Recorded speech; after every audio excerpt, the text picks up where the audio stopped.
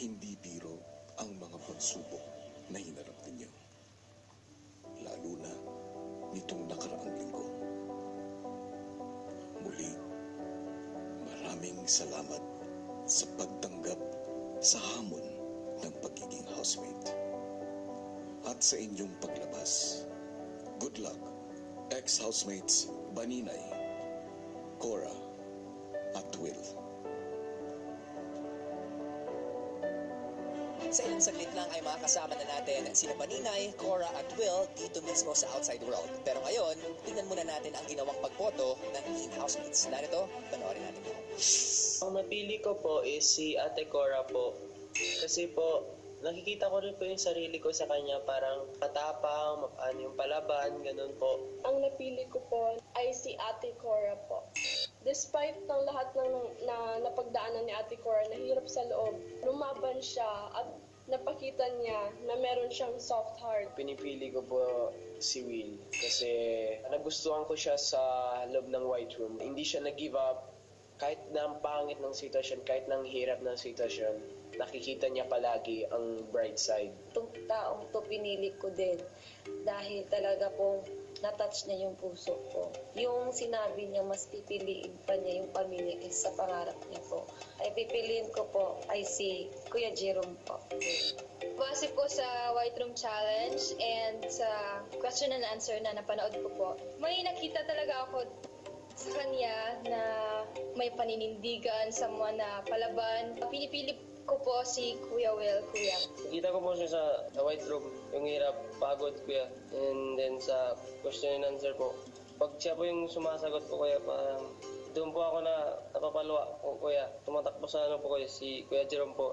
When I was watching that person, I saw determination. When I saw him answering these questions, I heard good answers that I could relate to. That is the reason why I am voting for Jerome, Kuya Jerome, to be the third lucky house. At ngayon mga kapamilya all over the world, sabay-sabay po natin salubungin sa outside world, ex-housemates, Baninay, Cora, at Will. Good evening. Good evening, housemates. Let's go. Eto na sila ang bimang Betanggenyo ng Batangas, Baninay, ang dazzling daughter ng Bulacan na si Cora, at ang kulit vlogger ng Makati na si Will.